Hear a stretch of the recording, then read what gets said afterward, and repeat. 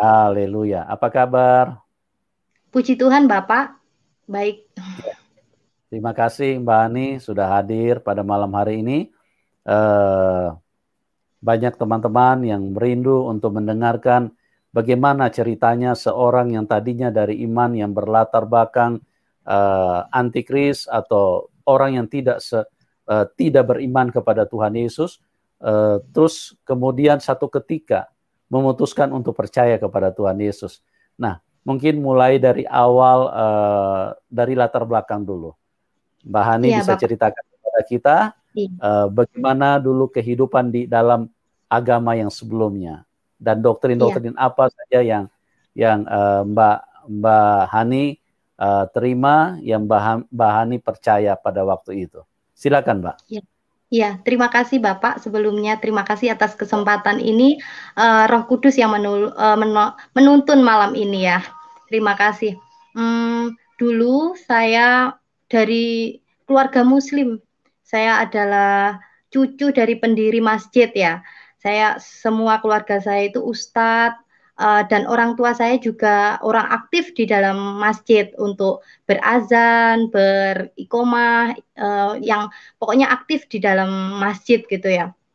Kakak-kakek saya juga seorang yang terpandang di dalam agama Islam saya gitu. Sampai kita punya tanah aja dihibahkan, diserahkan ke suatu apa yang pembangunan tentang masjid gitu. Dan kita dalam keluarga punya makam sendiri khusus untuk keluarga dari kita gitu, dari keluarga ustadz, dari keluarga yang keluarga kita yang benar-benar pendiri masjid gitu. Mungkin uh, kadang orang juga bingung, keturunan ini kok bisa kenal Tuhan Yesus, karena Roh Kudus juga yang menuntun saya. Uh, saya masuk Islam itu uh, di tahun 2009 saya masuk Islam, masuk Kristen. Saya Islam dulu waktu masih Islam, saya itu mungkin diajarkan untuk mengaji, untuk sholat, untuk mengaji, untuk mendekat Al-Quran, gitu, untuk membaca Al-Quran, diteter dulu waktu di masjid. Kalau sore itu harus ke masjid, harus ngaji, gitu ya. Harus sore lah, malamnya sebelum belajar juga harus ngaji dulu. Pokoknya harus harus ke agama dulu gitu. Harus sholat, harus apa, harus diingetin gitu ya. Karena dari silsilah seperti itu, saya kadang juga bingung, ikut-ikut aja gitu. Hafalan ya hafalan, surat-surat apa itu di Al-Quran tuh saya juga hafal, di surat Yasin aja saya hafal. Jadi dulu dari keluarga saya itu mendidik untuk salah satu surat harus dihafalin gitu selama berapa hari, sampai hafalan berapa ayat gitu, sampai harus uh, gimana ya, harus dijelaskan gitu, uh, harus hafal ini sampai ini gitu. Jadi kayak hafal di luar kepala di surat Yasin itu. Tapi saya kan masih kecil waktu itu, saya nggak tahu, yang ikut-ikut aja gitu, ikut amalan itu gitu, amalan untuk membaca sampai ayat pertama sampai terakhir gitu ya, ngaji ya ikut ngaji gitu. Cuma saya ikut-ikut aja layaknya anak kecil gitu.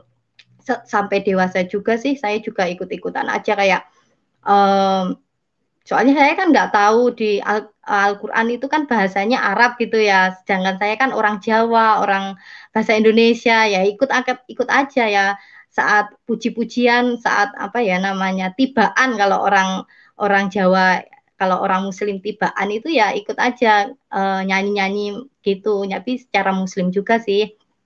Uh, yang saya dapat sih ya, doktrin-doktrin itu emang banyak ya di dalam waktu saya masih Muslim. Doktrin saya itu ya, mungkin orang tua saya bilang gini, jangan sampai deket-deket orang Kristen gitu. Sekolah saya juga dulu waktu masih SMP, terus SMA juga dikhususkan untuk ke madrasah gitu ya, untuk ke Islami gitu. Jadi saya suruh ngaji, saya suruh sholat, suruh puasa. Apalagi kalau di bulan Ramadan saat saya nggak puasa itu dimarahi, dipukul, pokoknya dimarahi sama orang tua, harus puasa gitu, sholat sampai ayo sholat dulu apa kamu belum sholat ya sholat dulu gitu.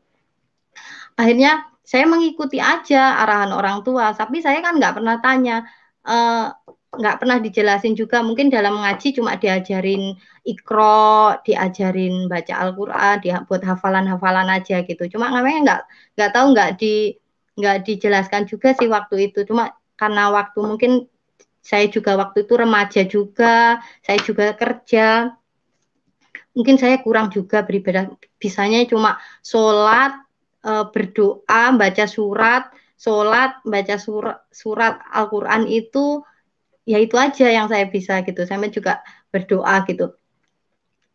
Terus doktrin-doktrin selama ini sih yang saya dapat ya waktu saya masih dalam agama yang lama, ya mungkin orang tua saya mengekang gitu, saya berteman dengan seorang Kristen, apalagi masuk dalam gereja, apalagi berjabat tangan gitu, apalagi pokoknya menentang sekali gitu, najis, nggak boleh ikut-ikut, nanti kamu akan terseret katanya, pokoknya nggak boleh dekat-dekat orang Kristen itu menyeret, gampang menyeret orang gitu, nanti kalau kita itu agama yang paling benar ya ini, agama ini gitu, kita harus menjunjung tinggi Nabi kita juga gitu, jadi kita diagung-agungkan waktu hajian pun, waktu musim haji gitu ya, ya kayak ya ya bermegah gitu di saat ada orang yang pulang dari haji itu saat disambut kayak seakan-akan tuh habis gimana ya, habis dari mana, dan kita menyucikan, mengkuduskan gitu waktu itu. Jadi orang yang habis haji dari Mekah gitu diagung-agungkan, diraya-rayakan, diharuskan kita tahu minta doanya ke orang itu pasti nanti dijamah. Kalau kita orang habis dari Mekah, habis menjalankan ibadah haji itu pasti nanti dijamah gitu. Pasti doa kita minta apa, kayak minta keturunan, minta apa nanti pasti dijamah gitu. Dulu ngertinya sih sebatas itu ya, maksudnya waktu saya masih di agama saya yang lama. Ya mungkin nggak boleh main sama ini, sekolah di madrasah, saya juga nggak mengenal agama Kristen kayak gimana, orang Kristen itu kayak gimana. Waktu saya SMA baru mengenal, baru tahu orang Kristen itu seperti apa gitu loh. Orang Kristen itu ternyata ya baik gitu, kayak kayak anaknya yang saudara ini teman saya yang mengajukan saya di channel ini, ya baik, saya kenal baik sama dia gitu, orangnya penuh kasih gitu, penuh gimana ya, welcome gitu orangnya itu. Oh ternyata itu beda ya gitu, teman saya waktu saya di madrasah, terus saya di SMA gitu. SMA saya kan nasional, maksudnya waktu itu saya ambil SMK, jadi nggak harus madrasah. Soalnya saya dulu sebenarnya mau disekolahkan ke Islami waktu SMA, cuma saya nggak mau gitu, nggak mau saya kalau ke Islami lagi, saya pengennya ke yang jurusan. Jadi kan saat memilih sekolah itu juga kejurusan aja gitu. Jadi enak nanti ke depannya mau kuliah mau tidak kuliah di masa itu sih. Jadi nanti iso berusaha dapat kerja gitu. Akhirnya ya banyak masukan dari pakde-pakde saya yang ustadz-ustadz itu, kamu itu sekarang masih muda, hati-hati cari gandengan, nanti ke depannya masa depanmu ini bagus. Kamu itu pakai kerudung. Dulu tuh emang bandel ya. Bandel saya itu. Dulu jarang kerudungan saya itu, terus terang. Nggak tahu sih, saya itu Islam tapi ya suka kerudungan, suka kalau ada acara-acara apa-apa. Cuma di saat nggak ada acara apa sih, saya juga bebas gitu. Cuma dari orang tua saya ya mendidik harus kerudungan, pakai kerudung. Ada acara apa itu tutup auratnya gitu. Cuma saya bandel gitu ya. Mungkin mungkin ya nggak tahu ya, mungkin mungkin kedepannya ya seperti ini, jadi orang Kristen ternyata nggak, ya nggak tahu ya, udah rencana Tuhan gitu, mulai saya lahir saya akhirnya kenal Yesus, mungkin udah jalan dari awal. Mungkin saya yang bandel juga sih waktu itu, terus cuma ya kerudungan ya kerudungan, nggak kerudungan sesuka aku gitu. Cuma ya karena saya dari lingkungan kampung saya Muslim semua, di sini di yang tempat tinggal saya ini semuanya orang Muslim, ya saya mengikuti aja lah arah itu gitu. Ya ini saya gimana gitu ya, waktu agama lama mungkin saya sama orang Kristen itu ya jaga jarak gitu, sama orang Kristen itu jaga jarak. Tapi ternyata saya memahami sendiri gitu, teman saya orang Kristen ya baik-baik saja, dia welcome banget gitu, waktu diajak kemana juga nggak bahas apa-apa, beda gitu. Saat saya mungkin ya di mana ya, soal pengajaran saya gitu, mungkin orang tua bilang gini tuh, ternyata itu saya bandingkan gitu, saya, eh, oh, kok beda? Mungkin karena saya bandel ya, waktu kecil mah saya bandel, bener ikut sholat, ikut apa, cuma harus dipecut, harus diarahkan gitu. Mungkin mungkin di situ gitu. Jadi saya itu memilih untuk bebas gitu, maksudnya untuk gimana ya? Saya sendiri gitu, walaupun lingkungan saya harus keislami, harus apa, harus gimana. Pak Pak D saya itu kan ustadz-ustadz semua juga harus negur saya, Hani kamu itu gini gini gini gini. Ternyata juga saya diam sih, saya pakai aja, cuma ke belakangnya itu ya udahlah gitu. Soalnya saya nggak menemukan gitu, saya ikut-ikut aja. Waktu kecil saya diajarin seperti itu, kayak baca Al-Quran ya baca-baca aja, tapi nggak dijelaskan ini apa, yang penting ya abatasa gitu di ikroknya ya, sampai saya hafalin surat Yasin ya saya hafalin aja sampai hafal sampai finish. Nah, cuma nggak tahu maksudnya apa. Yang saya ingat sih pokoknya kita itu agama paling benar gitu loh, agama yang paling benar yang diterima nanti ya ini yang terakhir, yang diutus itu Nabi Muhammad gitu loh. Kamu harus menjunjung tinggi Nabi besar kita gitu. Dan Allah itu ya satu, Allah gitu. Ya benar, Allah satu, dimanapun satu. Cuma yang menjunjung tinggi itu ya Nabi Muhammad, kita harus memuliakannya, kita harus nanti pasti selamat kalau kita ojo sampai keluar dari muslim gitu. Kita udah diselamatkan di di agama kita udah benar gitu. Semua benar, yang lain itu salah gitu. Cuma saya mungkin dari didikan seperti itu, saat saya mengenal, saya bekerja ya, saya lama sudah bekerja, terus saya juga pisah sama orang tua, mungkin saya mandiri ya, berusaha mandiri, soalnya saya beda dengan kakak-kakak saya itu manut-manut gitu loh. Kalau saya itu ya agak ada berontaknya sedikit ya, mungkin karena saya jauh dari jarak antara saya dan kakak saya itu jauh gitu. Kakak saya mungkin masih sudah berumur gitu ya, sudah 30 ke atas. Saya waktu itu masih umur berapa ya? 18 20-an gitu, masih muda gitu loh. Jadi seakan-akan tuh saya mengikuti zaman sekarang, nggak ikut yang kakak-kakak saya yang manut-manut itu gitu loh. Mungkin saya bandel waktu itu. Suatu ketika saya itu kenal sama seseorang gitu yang sekarang menjadi suami saya gitu. Di saat saya kerja itu saya kenalan sama dia gitu. Lama saya kerja di suatu instansi, kenal sama suami saya itu, kita jalan gitu, kita jalan layaknya cowok sama cewek ya gitu. Lambat laut itu saya tahu kalau agama suami saya itu agama Kristen gitu. Hati saya juga sempat kecewa, aduh aku kok berteman sama orang Kristen gitu loh. Saya kok berteman dengan orang Kristen. Aduh, nanti tak ajak ke rumah, gimana ini orang tua saya gitu. Pasti menolak, pasti ada penolakan lama gitu. Tapi akhirnya saya jalan sama suami saya ini, waktu masih kekasih sih, masih kekasih ini kita jalan. Cuma kita nggak ada ujung ya, kita mau jalan terus, soalnya kita ada batas seperti itu. Sedangkan saya juga kekeh waktu itu, soalnya ingat pesan orang tua, agama yang paling benar ya Islam saja, nggak boleh keluar dari situ. Keluar itu kamu itu kafir gitu, kamu nggak terima, kamu pasti masuk neraka gitu, doktrin yang saya terima waktu itu. Jadi saya itu galau gitu sama hubungan sama suami saya gitu. Kita hubungan terus gitu, orangnya kok baik, beda ya dengan yang lain-lainnya gitu, kok baik. Akhirnya karena hubungan kita lama dan emang tidak ada ujung, waktu itu kita memutuskan untuk berpisah aja gitu. Berpisah bukan berarti pisah sah, cuma kita cari titik tenang aja gitu. Saat kita ketemu ya kita jalan, saat kita nggak ketemu kita nggak jalan. Yang penting kita nggak bisa, kalau batas ini tinggi gitu, sama-sama ego. Suami saya juga dari keluarga pendiri gereja juga sih suami saya, dan saya juga pendiri dari masjid gitu. Jadinya kita itu sama-sama kuat gitu di sini. Tapi nggak tahu ya, waktu itu terus kita pisah lama sih sama suami saya, nggak ada hubungan lama, nggak ada hubungan, dan saya juga jalan kehidupan saya sendiri, suami saya juga dapat jalan kehidupannya sendiri gitu. Akhirnya kita beda tempat bekerja, saya tetap di sini, suami saya di kota lain gitu. Kita sama-sama sibuk dengan kegiatan masing-masing.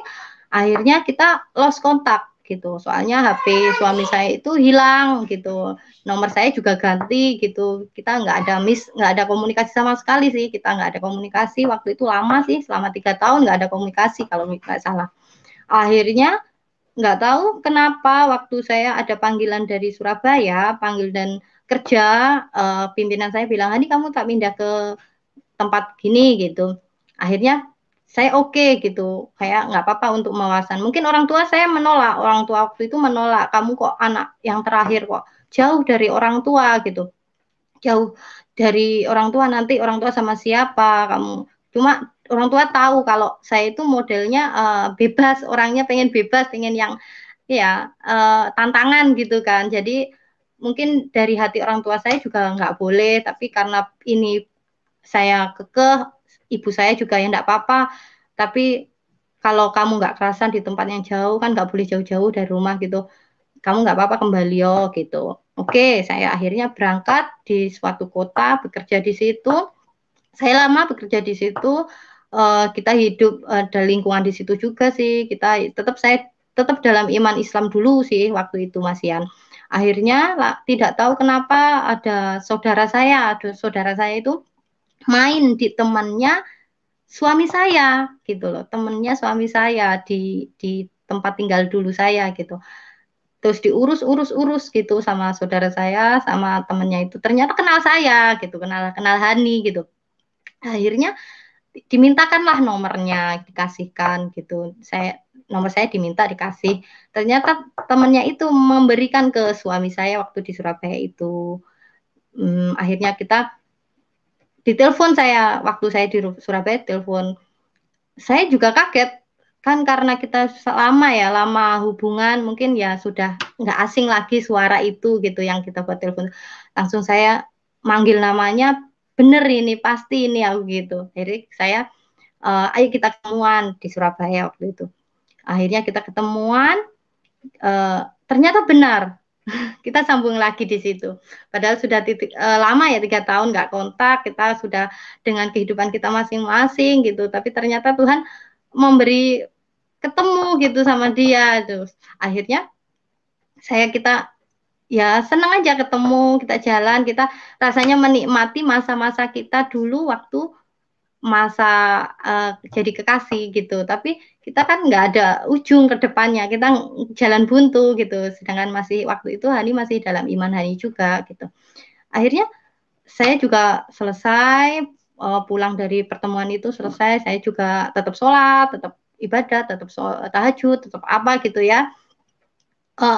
Ada suara gitu loh, ada suara di hati saya bilang gini, "Kamu mau jalan ke siapapun, endingnya, terakhirnya nanti pasti sama ini yang terakhir suami kamu ini gitu. Kamu mau jalan sama pacaran sama ini, pacaran sama ini, pacaran sama itu, pasti nanti terakhirnya ya sama suami saya ini gitu." Hati saya gitu, tapi ada menolak saya. Nggak mungkin, nggak ada jalan ini, soalnya sudah pasti ditolak gitu. Orang tua saya gimana kalau saya tetap kekeh sama suami saya, nggak ada jalan gitu, penolakan. Suatu ketika kita hidup di Surabaya tetap kontekan, tetap biasa aja, kita enjoy, mau main-main juga main-main sih. Cuma nggak tahu ya kenapa ya, waktu itu suara itu datang lagi di hati saya juga gini, ya nanti gimana pun pasti dapatnya suami kamu gitu loh.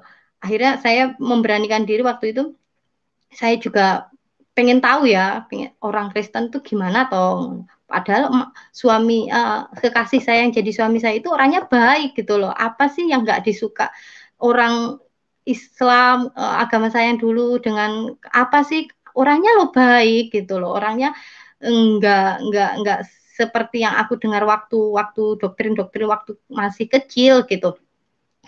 Akhirnya saya bilang gini, saya mau ikut kamu gitu.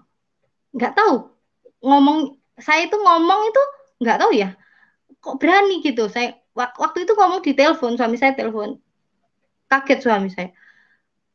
Kamu ikut aku? Iya. Gitu. Mudahnya gitu saya ngomong.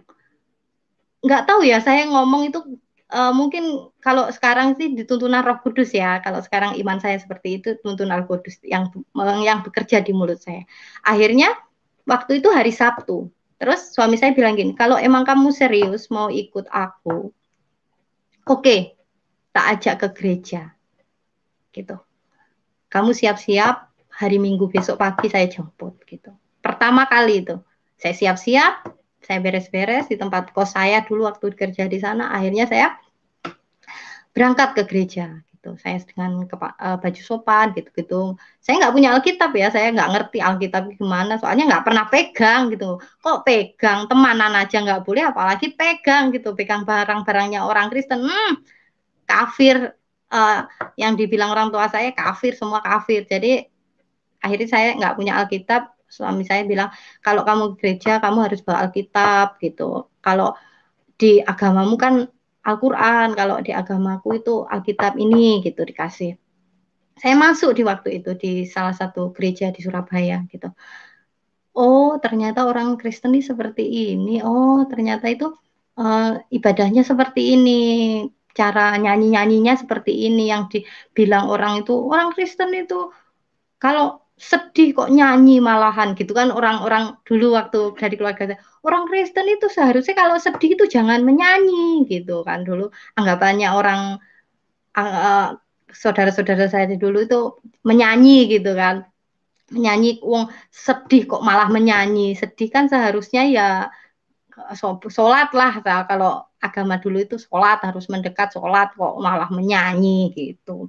Akhirnya saya tahu, oh ini adalah puji-pujian, ini sebenarnya nyanyian ini tuh ya untuk bersyukur, rasa syukur sama Tuhan gimana gitu. Akhirnya saya pertama kali itu suami saya tanya, gimana kamu pertama kali di gereja kan, jadi gimana responmu? Ya bagus, ternyata ibadahmu seperti ini gitu. Ternyata cara ibadahnya orang Kristen seperti ini, iya gitu. Makanya kok orang Kristen kok baik-baik ya gitu. Maksudnya kalau ternyata ya kayak cara penyampaian khotbahnya, cara apa itu masuk gitu. Soalnya dengan bahasa kita sendiri, bahasa bahasa apa Indonesia, sedangkan firman-firman dan ayat-ayatnya itu ya di Alkitab kan bahasa Indonesia juga, Kak, sesuai bahasa kita. Jadi kan tahu ayat ini tentang kata-katanya apa gitu, menjelaskan apa gitu, dijelaskan di situ. Sedangkan yang dulu waktu saya masih agama yang dulu kan nggak tahu, yang penting ikut aja. Bahasa Arab itu artinya apa, yang penting ikut aja. Suruh hafalin surat Yasin yang nggak tahu artinya ya ikut aja, hafalin ya hafal gitu. Tapi untuk waktu saya memutuskan untuk mengenal Tuhan Yesus gitu, waktu itu suami saya belum dibaptis waktu itu. Pertama kali saya masuk gereja belum dibaptis waktu itu. Saya cuma pengen ikut aja seperti apa gitu. Akhirnya saya memutuskan, oh ya besok minggu lagi ajak saya gitu. Terus suami saya, iya boleh. No. Sudah jam. Iya maaf. 8. Iya sebentar. Maaf. Akhirnya minggu keduanya sih bilang gini, kamu saya aja itu bukan karena maksa loh ya saya gitu. Suami saya, enggak, ini saya pengen aja ikut, seneng kok. Kan ada puji-pujian lagu-lagunya yang saya tahu, kata-kata nyajinya, lagunya kan saya ngerti. Waktu dulu kan nggak ngerti kayak bahasa Arab toh gitu, nyanyinya juga secara bahasa Arab saya nggak ngerti. Sekarang kan saya ngerti di gereja itu secara bahasa Indonesia nyanyinya seperti ini gitu loh, bersyukurnya.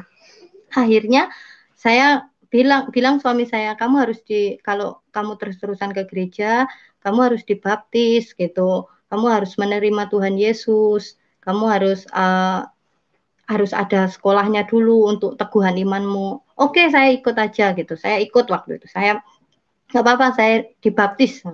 Tapi dibaptisnya di mana saya gitu? Ya di sini gitu, di gereja di tempat di Surabaya waktu itu di bukan di tempat saya.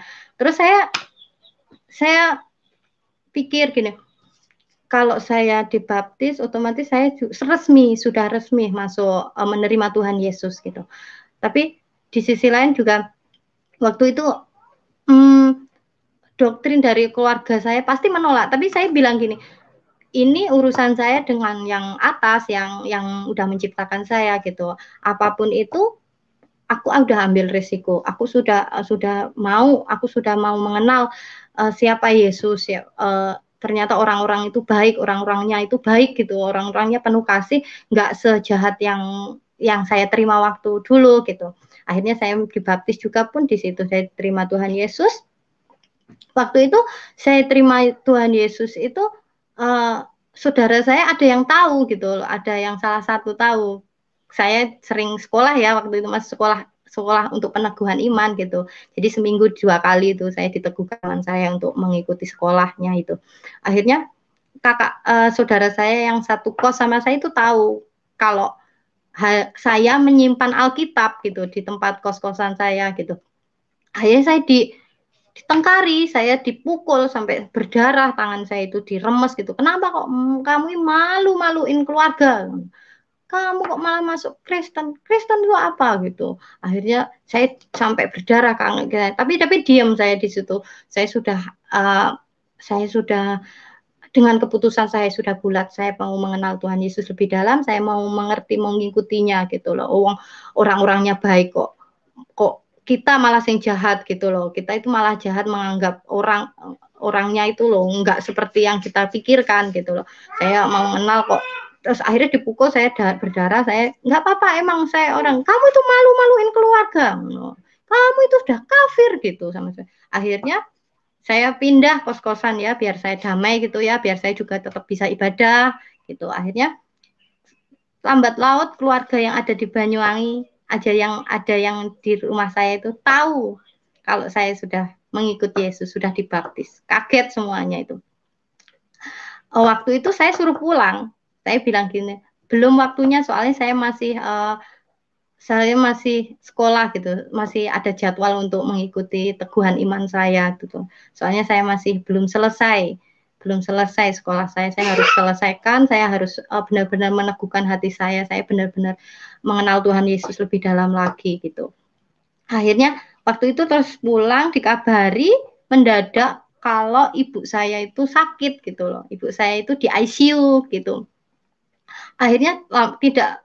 Ya karena saya orang tua ya, kasihan ya, saya izin di kerjaan, izin di gereja juga kalau bahwa saya mau pulang dulu, izin dulu, ada keluarga saya orang tua saya sakit gitu, sakit keras waktu itu di ICU gitu. Akhirnya saya pulang, ibu saya ya sudah sesak, ya sudah parah lah waktu itu gitu loh. Saya ya menangis, saya sedih gitu. Terus ibu saya juga nggak bisa ngomong, tapi kakak saya langsung mojokkan saya, langsung, Hani sini gitu. Kamu masuk Kristen? Gitu. Aku diem. Aku dengar dari ini gitu, dari saudaraku gitu. Aku diem aja. Terus habis itu, kamu masuk Kristen, wes nggak usah pulang.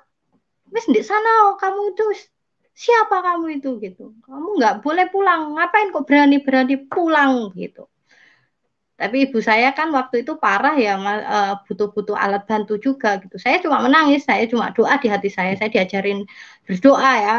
Dulu waktu saya pertama kali masuk Kristen, saya kan nggak bisa berdoanya. Maksudnya walaupun benar-benar sesuai kata-kata kita, bahasa kita, cuma mulut saya itu kayak awal doa itu ya mana ya, biasanya bahasa Arab gitu ya, biasanya doanya bahasa Arab gitu, surat-surat gitu. Sekarang saya itu harus mengucapkan gitu dengan kata-kata gitu yang ada di hati saya, harus saya ungkapkan doanya. Mungkin saya belajar waktu itu masih belajar doain ibu saya gitu loh. Saya bisikin di ibu saya, ibu gitu, saya sudah maafin saya gitu, maafin saya menjadi anak seperti ini, saya sudah terima Yesus, saya sudah menerima dibaptis Bu, terus terang loh, ibu Ibu jangan khawatir, urusan saya sama Tuhan gitu. Semua agama baik kok Bu gitu. Saya terus bisikin, saya doain ya Bu. Tapi ibu saya mungkin masih di ICU, mungkin nggak denger ya, mungkin koma ya. Ya saya doa sama nangis gitu. Saya menangis, saya doa, tapi ya iman saya tetap tetap gitu, tetap dengan saya gitu. Saya soalnya waktu sekolah juga diteguhkan, sekolah keimanan diteguhkan gitu. Akhirnya saya karena jadwal kerja saya juga harus cepat kembali ke tempat kerja saya, akhirnya saya pulang lagi ke kota gitu untuk kerja lagi. Ibu saya agak mendingan, keluar dari ICU itu agak nggak parah. Akhirnya kita diganti di ruang inap gitu. Jadinya pamitan sama kakak saya. Kakak saya nggak menyapa sama sekali sama saya. Apalagi Pak Ade saya. Lihat saya aja sudah kayak udah udah hilang, udah terbuang gitu loh. Kenapa kamu kembali sini, nggak ada gunane gitu loh. Kalau bisa kalau kamu pergi wes gitu. Akhirnya ya udah saya kembali, jadi pamitan saya mau kembali itu ya kayak direlakan aja, nggak ada yang dibebankan gitu loh. Wis anggap saja Hani sudah mati waktu itu gitu loh.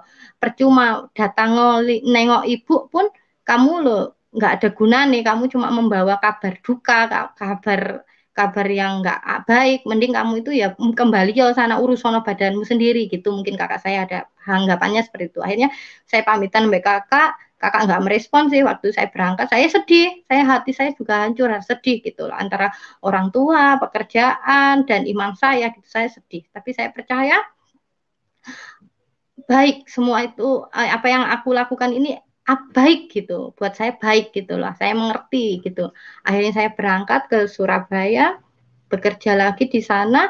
Dikabari ibu saya, pokoknya nggak ada gitu, nggak ada, kalau kamu nggak pulang nanti paling nggak ketemu lagi gitu. Akhirnya saya memutuskan, waktu itu suami saya bilang gini, wes kamu pulang aja ke Banyuwangi, kamu pulang ke rumahmu, apapun resikonya diterima nggak terima, kamu pulang gitu, untuk kesempatan terakhir ibu kamu gitu loh. Kamu waktu itu, maaf ya, saya cerita flashback dulu, bapak saya sudah meninggal waktu itu.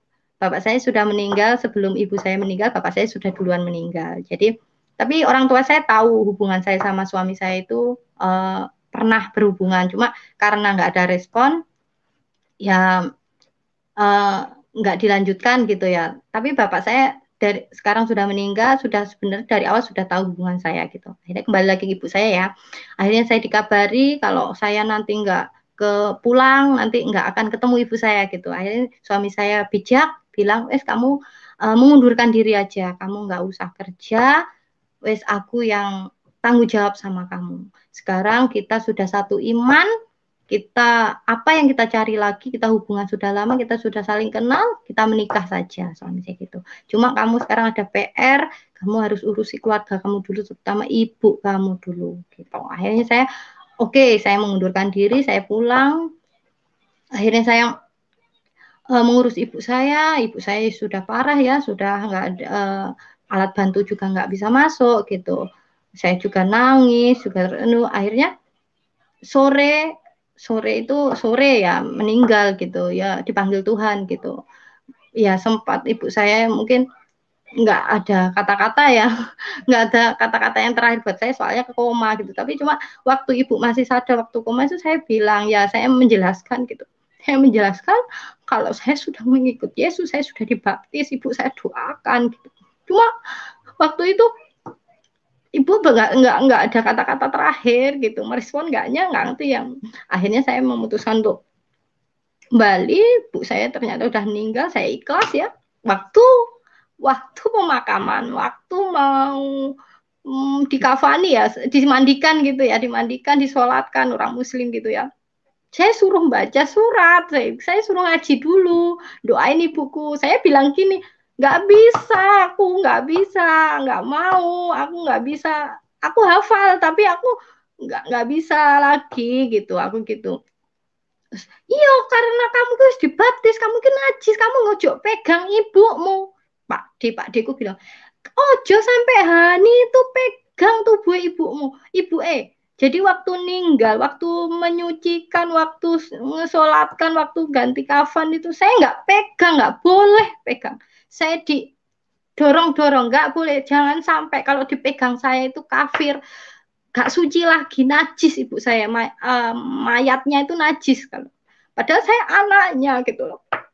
Saya didorong gitu, didorong, saya nggak megang, nggak sempat ngerawat ibu saya terakhir kali ya, memandikan gitu. Akhirnya itu yang membuat saya sampai sekarang ya ingat gitu ya, sedih saat terakhir di saat saya pengen balas ibu saya sebelum dimakamkan, ternyata ada yang menolak gitu, pakde ustadz saya gitu menolak bahwa najis nanti kalau kamu udah wis dibaptis, kamu sudah beda dengan kita kok pegang-pegang gitu. Akhirnya saya berdoa di situ, saya nangis sendiri di berdoa, dan orang-orang memastikan kalau saya nggak ngeyel megang ibu saya, tapi saya berdoa di situ, berdoa ya sudah, kalau saya nggak boleh pegang nggak apa-apa, saya doa saja. Tuhan tahu apa isi hati saya waktu itu. Akhirnya saya nggak pegang sampai di pemakaman, saya nggak boleh ikut gitu, nggak boleh ikut. Saya diam di tempat rumah saya, rumah duka ya, diam di situ, saya doa. Ya saudara-saudara cuma memandang, saudara-saudara di situ cuma memandang, yo sing sabar, yang sabar, cuma bilang gitu. Cuma hati saya bergumul di situ. Tapi saya ikhlas ibu sudah damai, saya sudah pamitan waktu saya sudah memberitahu jalan Tuhan, memang ya jalan Tuhan sudah seperti ini, saya ikhlas gitu. Akhirnya suami saya telepon, saya bilangin kalau ibu sudah dipanggil gitu. Suami saya kerja langsung pulang, Pak, langsung tahu kabar saya, ibu saya ini langsung dia pulang ke sini dari Surabaya ke Banyuwangi, langsung pulang dia. Sampai sini malam langsung dia meluk saya menangis sama suami saya nggak boleh pegang, saya nggak boleh pegang ibu saya nggak boleh rawat yang terakhir kali gitu. Akhirnya saya nggak apa-apa gitu, didoain saja, iya pasti doain, doa orang benar besar kuasanya gitu. Akhirnya saya teguh di situ dalam umat saya. Akhirnya saya belum menikah waktu itu, sama suami saya belum menikah. Akhirnya terus ibu saya selesai diacarakan ya 3 harian 7 harian kayak itu ya, selamatan ya lah, orang Jawa namanya itu syukuran selamatan gitu ya. Waktu itu kakak saya ini nggak percaya kalau saya sudah dibaptis gitu. Waktu kakak saya mau Hani benar-benar dibaptis gitu. Tapi kan kakak saya nggak tahu sendiri, yang ngertinya kakak saya sama suami saya sudah menjalin lagi gitu. Saya dekat dengan suami saya yang beragama Kristen gitu. Akhirnya suatu kita Hani kudu doakan, harus diruqyah, kalau orang Muslim itu diruqyah namanya, harus diruqyah gitu. Akhirnya Han, kamu harus saya ruqyah ya gini. Iya gitu. Kalau emang kehendak kakak emang seperti itu, silahkan, mau diruqyah, mau didoain, mau dipuasain, silahkan gitu loh. Soalnya anggapan saya ini dapat apa ya, kayak dijampi-jampi, kayak dapat apa ya, orang disantet atau apa gitu, pokoknya diguna-guna gitu loh. Kok sampai saya itu nggak bisa pisah sampai suami saya itu loh, nggak bisa, dari dulu, hubungan dulu sampai sekarang ketemu lagi kok tetap sama itu gitu loh. Akhirnya diruqyah gitu, didoain gitu, oke nggak apa-apa. Terus tapi kamu mau toh masih kenal berwudu kan, kamu masih bisa berwudu kan gitu. Kalau emang kakak menghendaki saya berwudu, kalau emang kakak puas saya berwudu, saya lakukan gitu. Saya melakukan berwudu walaupun saya masih sudah dibaptis, hati saya tapi tetap beriman, saya percaya Tuhan Yesus waktu itu. Saya masih sekolah, saya itu meneguhkan saya juga. Akhirnya saya, kalau kakak saya emang mau saya untuk melakukan berwudu, oke, saya lakuin berwudu. Saya dipakein kayak apa ya, lek ruqyah itu kayak pakai baju putih-putih ya, mukena gitu ya. Oke, saya pakai. Saya didoain di situ ya. Saya didoain, saya dipercik-percikkan air gitu. Biar kalau mungkin kalau saya kena apa-apa itu biar kayak hipnotis saya keluar gitu ya.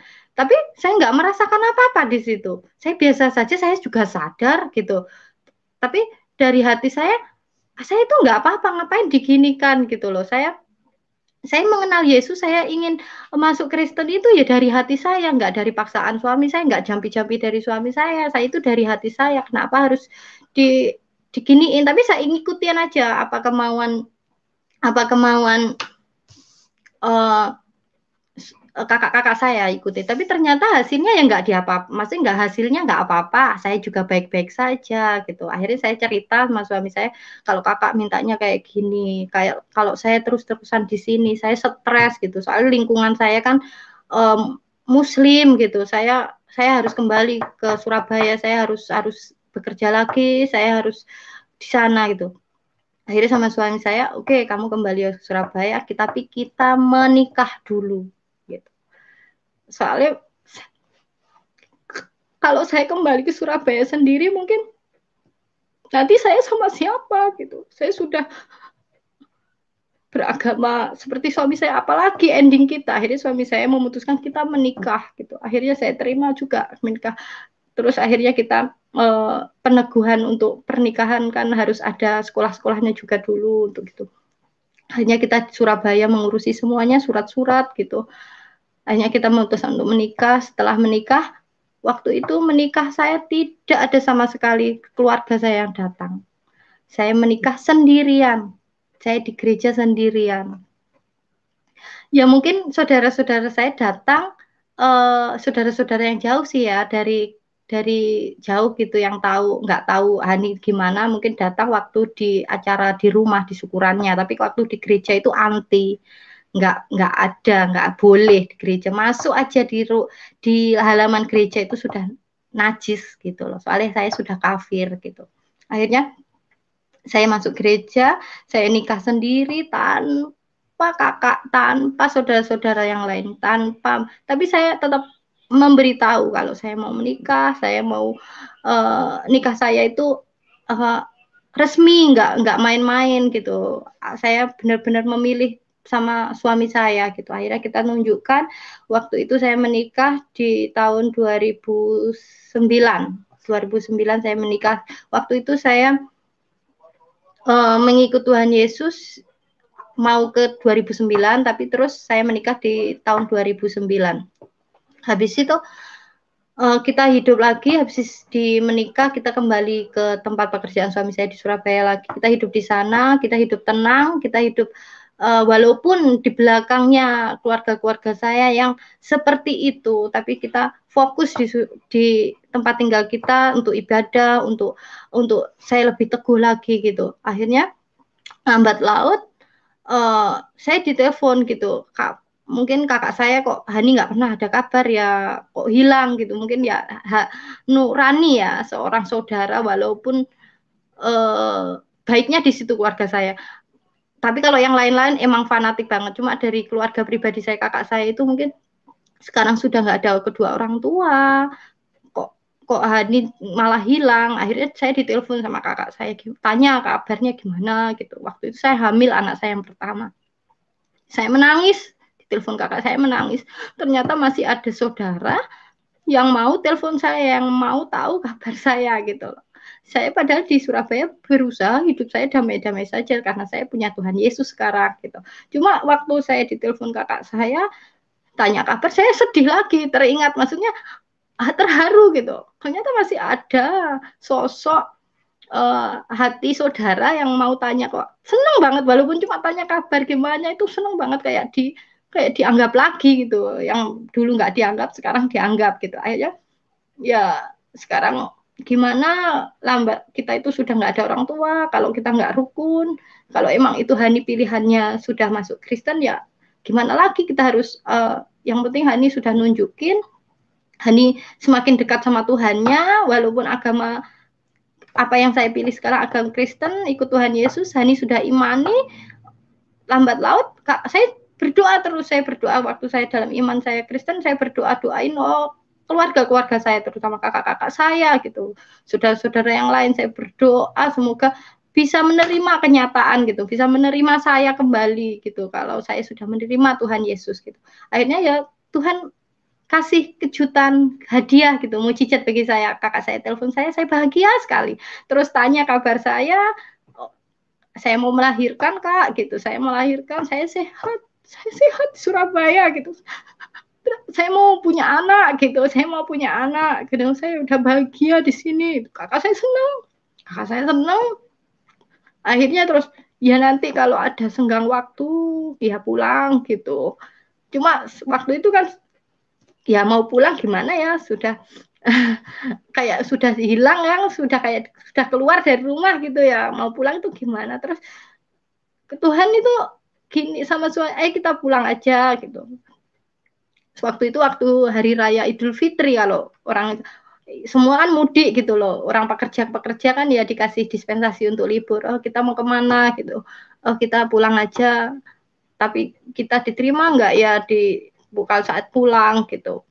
Akhirnya kita memberanikan diri dengan tuntunan Roh Kudus, kita percaya kita punya Tuhan lebih dahsyat dari segalanya, kita imani itu, kita pulang.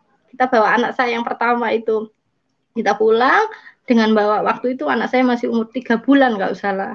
Kita pulang ke, ya saudara-saudara melihat saya, saudara-saudara saya yang lain, maksudnya bukan kakak saya merespon saya, memeluk saya, kakak saya. Walaupun kakak saya juga menolak waktu itu, sampai mungkin hati seorang saudara ya, dan doa saya juga dijamah oleh Tuhan Yesus. Hati saya gerakan untuk saudara-saudara saya gitu.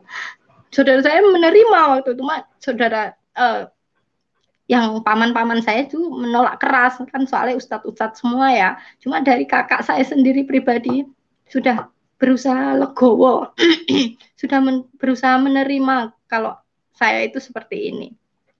Akhirnya kita pulang, bawa anak saya juga dipeluk, saya juga dipeluk, sudah kita damai gitu, kita nggak mau sama siapa, nggak mau dengerin siapa, yang penting saya sama kakak saya. Terus lambat laut kita baik, kita kembali ke Surabaya, kita hubungan baik, kita tetap telepon-teleponan, walaupun sama paman-paman saya ya tetap nggak baik ya. Akhirnya saya baik sama kakak-kakak saya, sudah aku nggak mikirin yang lain, yang penting saudara saya sekandung aja sudah nerima, itu sudah begitu wow gitu, begitu mujizat Tuhan gitu. Akhirnya saya nggak pedulikan yang lain, saya doain terus, saya berdoa di situ.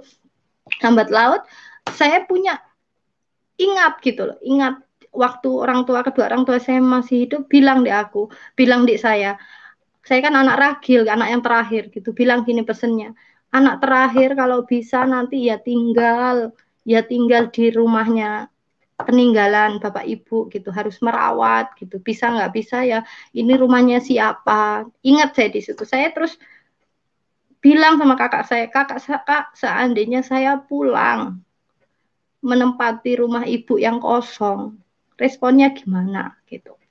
Akhirnya bapak ibu saya, kakak saya, ya enggak apa-apa kalau memang kamu mau tinggal di situ, tapi ya keadaannya seperti ini gitu. Kamu mampu enggak? Terus akhirnya saya konsul sama suami saya, dari hati yang lubuk paling dalam emang saya pengen kembali gitu. Maksudnya kembali di tempat peninggalan saya gitu. Soalnya saya ingat saya enggak terakhir ibu saya meninggal, saya nggak menemani gitu. Ini mungkin balasan, saya harus menepati janjinya dulu, omongannya dulu waktu saya masih muda gitu. Akhirnya suami saya legowo, oke, minta kerjaan dipindah. Akhirnya kita pindah di Banyuwangi, dan saya juga mempersiapkan rumah ibu peninggalan saya untuk layak dipakai, untuk layak ditinggali. Soalnya saya bawa baby gitu. Sudah besar sih anak saya, sudah 4 tahun waktu itu. Akhirnya kita tinggal di situ, banyak penolakan. Rumah saya sampai di batu itu, pintu saya sampai rusak sama keluarga-keluarga paman-paman saya itu, dilempari batu-batu gitu, sampai setiap lewat di rumah saya itu meludah gitu loh. Apalagi saya lewat papasan, sudah meludah gitu loh. Najis, sudah kafir soalnya gitu loh. Dulu ditentang banget, sampai paman Pak D saya itu. Suatu ketika saya tetap berdoa di situ. Saya tetap berdoa di tempat tinggal saya ini, tapi saya tetap juga di gereja. Saya juga tetap beriman di dalam Kristus Yesus, tetap saya berdoa. Akhirnya paman saya yang biasa meludah, biasanya najis, melempar batu, Tuhan memberi kemenangan di saya. Tuhan membuat musuh-musuh saya bertekuk lutut dengan apa? Yang biasanya melempar batu kena stroke, yang meludah kena sakit lambung yang parah gitu, yang nggak bisa bangun gitu. Tuhan di situ begitu ajaib ya. Saya juga nggak, saya tetap bergumul di situ. Suami saya juga tetap sesuai talentanya, dia memberkati orang, dia kan dalam di pelayanan medis ya. Suami saya di situ juga berusaha untuk menjadi berkat melalui talentanya. Ada yang mau periksa kesehatan atau apa gitu, suami saya tetap merespon, tetap membuka pintu. Tapi kadang ada orang yang nggak mau menerima saya, suami saya dalam keadaan seperti itu. Tapi kita tetap yakin dan percaya itu Tuhan Yesus bekerja semua. Akhirnya paman saya yang sakit stroke, Tuhan panggil, akhirnya meninggal. Terus Pak D saya yang ustadz gitu yang sakit juga Tuhan panggil gitu. Dengan satu-satu ternyata Tuhan punya cara ya, nggak tahu ya. Ya kita nggak doain sebenarnya kita itu loh. Nggak mau ada yang sakit, nggak mau ada yang kena apa-apa. Cuma nggak tahu ya. Ya Tuhan, jalan Tuhan sendiri gitu. Saat kita benar-benar berdoa, saat kita berserah di dalam lingkungan Muslim. Saya tinggal di lingkungan Muslim sampai sekarang. Soalnya saya dari awal satu pesan orang tua saya jaga. Yang kedua saya punya Tuhan Yesus. Yang ketiga visi dan misi saya jadi lilin terang. Jadi berkat semua orang. Walaupun diterima tidak diterima melalui talenta suami saya ataupun saya sendiri, saya tetap pengen jadi lilin terang gitu. Sampai sekarang pergumulan itu. Akhirnya saya nggak peduli ya, hubungan saya sama kakak saudara saya yang lain sudah baik, membaik. Paman saya juga satu ada yang meninggal dipanggil Tuhan. Saya tetap ya, yang melarang saya nggak boleh pegang orang tua saya waktu meninggal itu ya sudah meninggal, tapi kita harus memaafkan gitulah. Kita harus memaafkan gitu. Kalau kita ingin diampuni sama Tuhan, kita harus memaafkan orang, kita harus memaafkan gitu loh. Akhirnya saya berusaha di situ memaafkan penuh kasih. Akhirnya saya sampai sekarang Tuhan Yesus pakai saya gitu, puji Tuhan saya walaupun dengan seperti ini keterbatasan saya, Tuhan Yesus sungguh ajaib memakai saya untuk dalam pelayanan di gereja, walaupun di dalam lingkungan Muslim sekarang sampai kakak saudara-saudara walaupun pendiri masjid, rumah saya dari masjid mungkin cuma 100 meter rumah saya ini, tapi ya kita toleransi ya dulu sih tolak banget diludahi rumah saya gitu, tapi sekarang mungkin semua itu karena kasih kemuliaan Tuhan ya bagi kita ya, karena kita anak-anaknya yang tetap teguh, tetap memikul salib karena Yesus ya. Akhirnya kita semua digerakkan sama Tuhan dengan kebaikan semua. Suami saya pekerjaannya lancar, puji Tuhan, dan saya juga sekarang berusaha untuk melayani, diajari untuk melayani oleh mentor-mentor saya. Saya semakin diteguhkan, saya semakin bertumbuh di dalam Kristus. Saya sangat berterima kasih, saya sudah kenal Yesus yang begitu ajaib dan luar biasa, sungguh hebat dalam setiap permasalahan dari awal sampai saya akhir. Tuhan itu begitu memberi sesuatu yang indah, walaupun nggak sempurna, walaupun banyak suka dan duka, tapi tetap hati saya tetap damai gitu kalau bersama Yesus. Pokoknya Yesus itu luar biasa bagi saya. Terima kasih atas kesaksian saya. Semoga bisa menjadi berkat Bapak Ibu. Terima kasih. Iya, haleluya, luar biasa. Bagaimana sebuah perjalanan hidup dari orang yang tidak mengenal Tuhan Yesus bisa mengalami kasih kuasa Tuhan. Dia Tuhan yang baik, Tuhan Yesus Tuhan yang mengasihi semua manusia, menginginkan supaya tidak ada satupun yang binasa.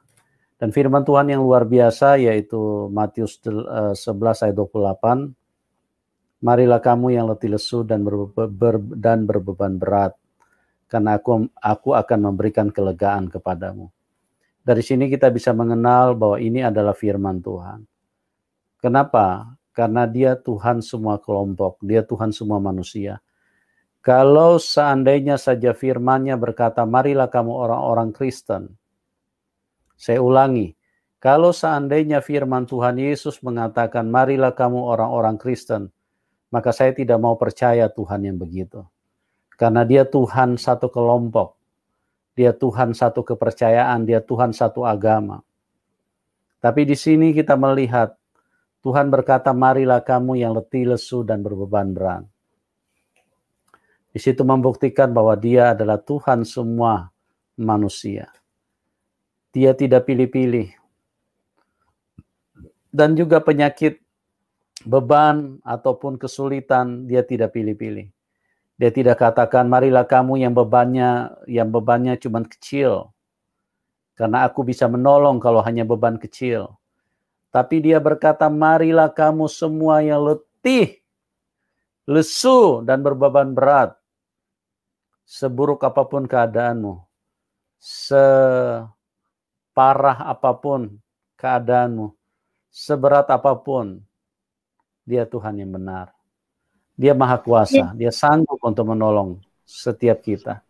Dia mampu untuk mengatasi semua beban kesulitan hidup kita. Oleh sebab itu, dengan mutlak firman-Nya, dengan begitu sempurna firman-Nya, marilah kamu yang letih lesu dan berbeban berat, aku akan memberikan kelegaan kepadamu.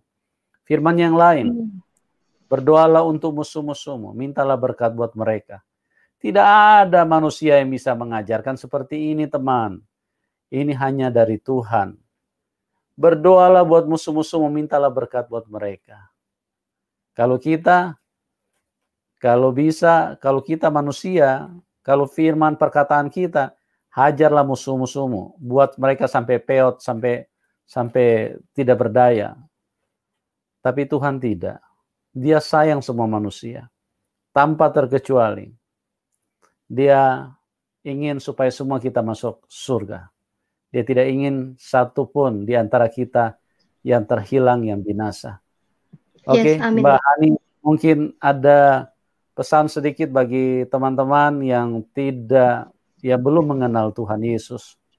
Apa pesan Anda sebagai orang yang sudah berjumpa dengan keselamatan? Kira-kira apa yang Anda ingin pesankan kepada mereka sehingga mereka juga bisa mengalami hal yang sama? Silakan, Mbak Hani. Ya, terima kasih Bapak. Yesus ada luar biasa. Yesus itu hidup ya, hidup bagi kita. Dia sudah mati di kayu salib, tapi dia hidup, dia bangkit.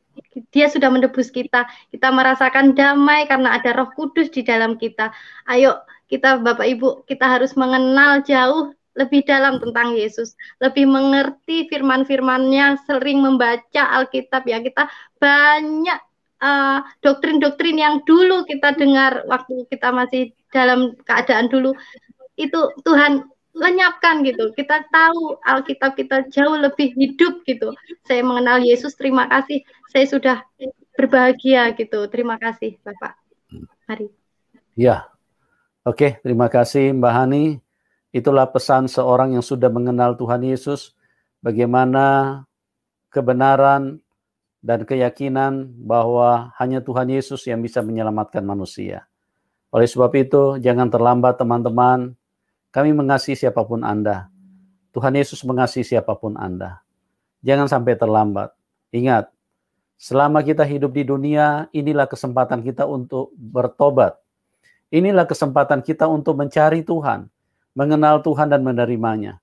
Jangan terlambat. Kalau kita sudah mati, tidak ada kesempatan lagi untuk bertobat. Tidak ada kesempatan lagi untuk memilih Tuhan yang benar. Selama kita masih di dalam dunia, pergunakanlah waktu yang ada. Jangan kita sia-siakan. Karena berbicara keselamatan itu berbicara pribadi. Sifatnya pribadi, personal. Keselamatan, istri tidak menanggung keselamatan suaminya.